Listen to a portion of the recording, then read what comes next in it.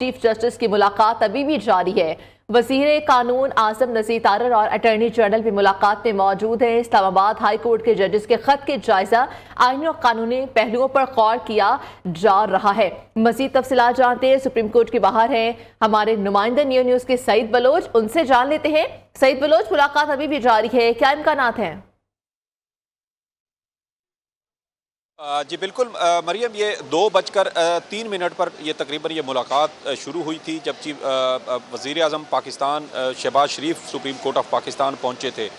گزشتہ روز attorney general کے ذریعے ملاقات کا وقت 2 بجے کا جو ہے وہ مقرر ہوا تھا، اور یہ ملاقات جو تقریباً اب 1 گھنٹہ سے زائد جس کو گزر چکا ہے، یہ ابھی بھی چیف جسٹس آف پاکستان کے چیمبر میں جاری ہے۔ اسلام آباد ہائی کورٹ کے 6 ججز کی جانب سے ایک خط جو 25 مارچ کو لکھا گیا تھا، اور اس خط کے بعد جو پیدا ہونے والی صورتحال ہے اس کے اوپر یہ ملاقات آج کی جا رہی ہے۔ گزشتہ روز بھی سپریم کورٹ میں چیف جسٹس قاضی فائز عیسیٰ کی سربراہی میں ایک انتظامی فل کورٹ اجلاس بھی ہوا تھا، اور آج اس ملاقات کے بعد بھی یہ امکان ظاہر کیا جا رہا ہے کہ ایک بار پھر شاید سپریم کورٹ میں انتظامی فل کورٹ اجلاس ہوگا، اور چیف جسٹس ممکنہ طور پر وزیر اعظم پاکستان سے ہونے والی ملاقات میں جو بھی پیش رفت ہوگی اس سے سپریم کورٹ کے جج صاحبان کو بھی آگاہ کریں گے۔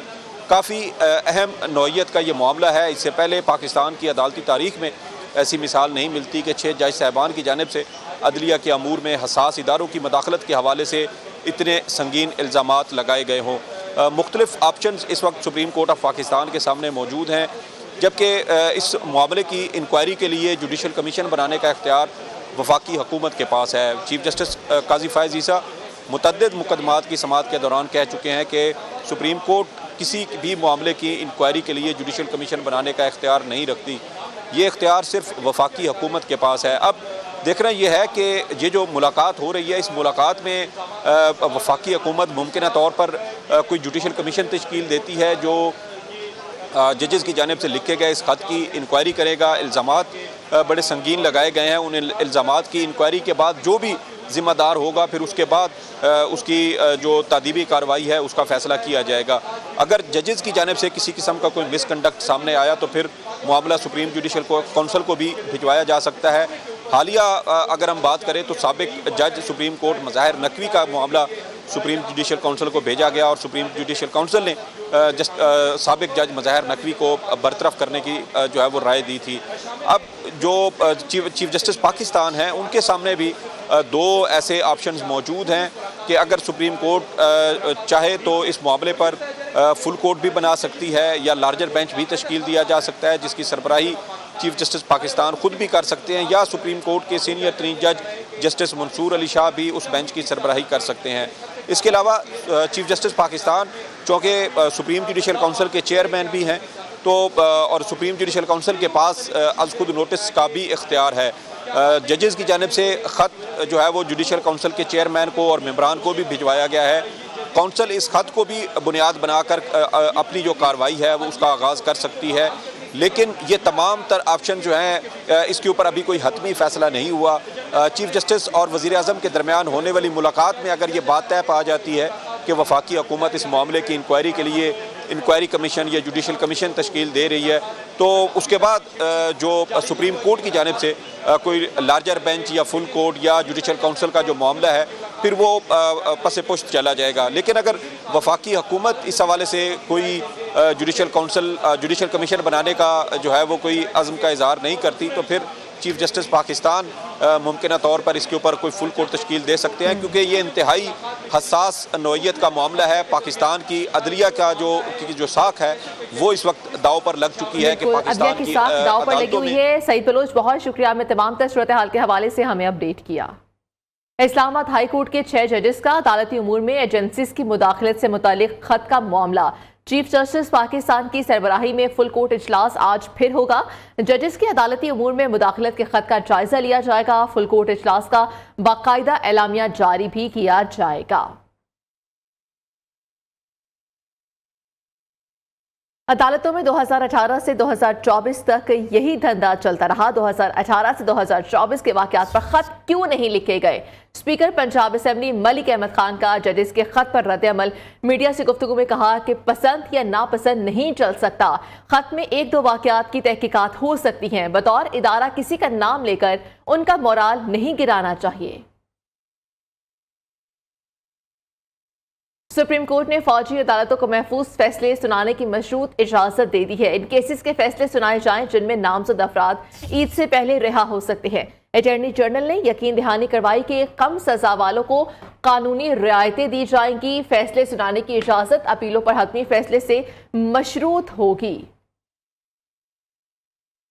में सिमनी इलेक्शन का महाज। नून लीग ने पीपल्स पार्टी के उम्मीदवार के हक में दस्तबरदार होने से इनकार कर दिया। पीपी 267 राजनपुर के नशिस्त पर पीपल्स पार्टी ने मुमताज चांग को उम्मीदवार नामजद कर दिया है। नून लीग के सफदर लकारी ने भी कागजात जमा करा दिए हैं। नून लीग का कहना है कि हल्के में इलेक्शन नहीं हुआ था, इसलिए बाहमी ताउन का फार्मूला यहां लागू नहीं होता है। वकास कौरी हमारे साथ है, नियो न्यूज के नुमाइंदे। वकास कौरी, बताइएगा, कागजात नामजदगी जमा करा दिए गए हैं और दस्तबरदार होने से इनकार भी कर दिया गया है, क्या डिटेल्स है?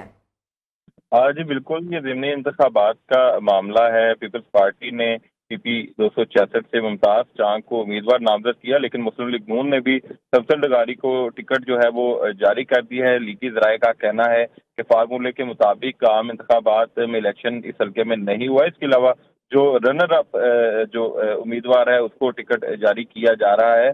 दूसरी जानिब जो पीपल्स पार्टी है वो इस मामले में ज़राए के मुताबिक उन्होंने अपने तहफ़्फ़ुज़ात जो है वो नून लीग तक पहुंचाए हैं। ताहम अब तक ठीक है वकास कौरी, बहुत शुक्रिया। इस्लामाबाद ब्लू एरिया में खातून के साथ मुबैना ज्यादती का वाकया। मुलजिम असद ने खातून के दुबई के वीजे के बहाने ऑफिस बुलाया और मुकदमे के मुताबिक मुलजिम ने बच्चे को जान से मार देने की धमकी देते हुए ज्यादती का निशाना बनाया है। खातून की दरख्वास्त पर पुलिस ने मुकदमा दर्ज करके तफ्तीश का आगाज कर दिया है।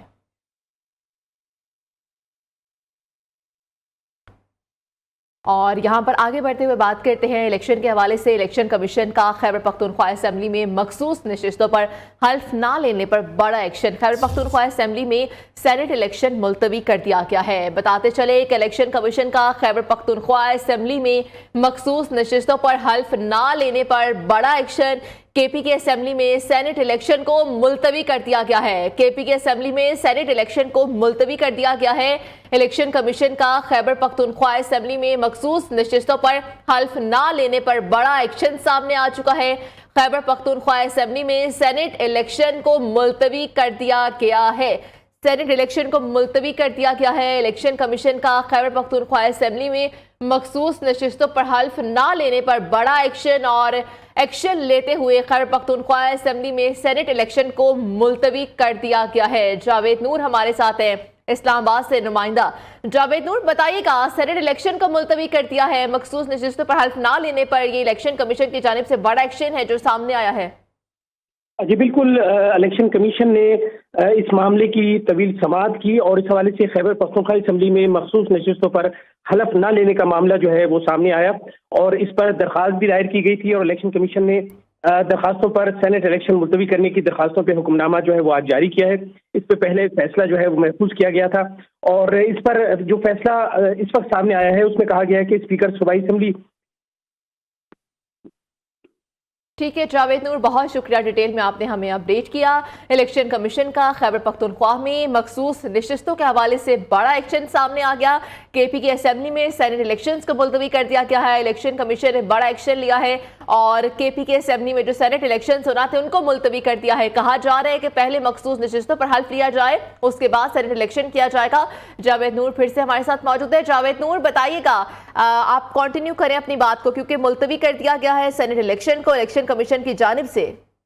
बिल्कुल, इस पे जो मखसूस खवातीन की मखसूस नशिस्तों पर जो उम्मीदवार थी और जिनका बाद में इलेक्शन कमीशन ने नोटिफिकेशन जारी किया था, इसमें खवातीन और गैर मुस्लिम दोनों नशिस्तों पे कामयाब होने वाले उम्मीदवारों का नोटिफिकेशन था और उनसे स्पीकर हलफ नहीं ले रहा, ये उनकी दरख्वास्त थी और ये दरख्वास्त इलेक्शन कमीशन में दायर की गई थी और इस दरख्वास्त पर उनके वकला की जानिब से दलाइल दिए गए थे और फिर जो स्पीकर खैबर पख्तूनख्वा असम्बली हैं उनके वकला ने भी इस हवाले से अपना मौक़िफ़ जो है वो पेश किया था। जबकि इलेक्शन कमीशन के जो वकला विंग है और जो ख़ास तौर पे जो मुख्तलिफ कानूनी नुकात को देखने का विंग है उनकी राय भी तलब की गई थी। तो उनका ये कहना था कि अगर इलेक्शन कमीशन ने कोई नोटिफिकेशन जावेद नूर, बहुत शुक्रिया अपडेट करने के लिए। वज़ीर आज़म शहबाज शरीफ की चीफ जस्टिस काजी फायज़ ईसा से मुलाकात खत्म हो गई है। वज़ीर आज़म शहबाज शरीफ सुप्रीम कोर्ट से वापस रवाना हो गए। मुलाकात तकरीबन 1 घंटा 20 मिनट तक जारी रही है। तो जहां मुलाकात चल रही थी वज़ीर आज़म शहबाज शरीफ की चीफ जस्टिस काजी फायज़ ईसा से, वो मुलाकात अब खत्म हो चुकी है।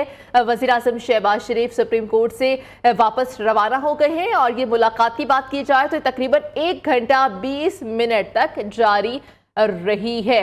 बताते चले आपको, वहाँ मुलाकात हो रही थी जो कि 1 घंटा 20 मिनट तक जारी रही है। सईद बलोच हमारे साथ मौजूद है। सईद बलोच, बताइएगा मुलाकात का अहवाल, कुछ अंदर की कहानी बाहर आ सकी? देखें, ये मुलाकात तकरीबन 1 घंटा और 20 मिनट तक जारी रही है। चीफ जस्टिस पाकिस्तान के चैम्बर में ये मुलाकात हुई है। इस मुलाकात में वज़ीर आज़म के साथ उनकी कानूनी टीम में वज़ीर कानून आज़म नज़ीर तारड़ और अटॉर्नी जनरल फॉर पाकिस्तान भी मौजूद थे। जबकि चीफ जस्टिस पाकिस्तान की मुआवनत के लिए सुप्रीम कोर्ट के सीनियर तरीन जज जस्टिस मंसूर अली शाह भी इस अहम मुलाकात में उन्होंने भी शिरकत की है। अब ये मुलाकात ख़त्म हो चुकी है। वज़ीर आज़म सुप्रीम कोर्ट से रवाना हो चुके हैं। इस अहम मुलाकात पर सुप्रीम कोर्ट ऑफ पाकिस्तान मुमकिन तौर पर एक बाकायदा एक एलामिया जारी कर सकती है जिसमें इस मुलाकात के दौरान होने वाली मशावरत और अहम जो नुकात जो ज़ेर बहस है उस हवाले से कोई प्रेस रिलीज की सूरत में मीडिया को आगाह किया जा सकता है। क्योंकि ये मुलाकात इन कैमरा थी, इसलिए अभी तक इसकी कोई ऐसी तफसीलात सामने नहीं आई कि कौन से अहम जो नुकात हैं, अमूर हैं जो इस मुलाकात में ज़ेर बहस है। लेकिन इस्लामाबाद हाई कोर्ट के 6 जजेस की जानिब से लिखे गए खत के बाद की ये सूरत हाल जो पैदा हुई, उसी सूरत हाल पर यह अहम मुलाकात की गई। गुज़श्ता रोज़ अटॉर्नी जनरल की जानिब से ये मामला तय करवाए गए और 2 बजे का वक्त आज इस मुलाकात के लिए तय करवाया गया था। आज वज़ीर आज़म Pakistan supreme court of Pakistan पहुंचे और चीफ जस्टिस से उनकी ये मुलाकात हुई है। ये मुलाकात 1 घंटा 20 मिनट तक जारी रही। बहुत शुक्रिया सईद बलोच अपडेट करने के लिए।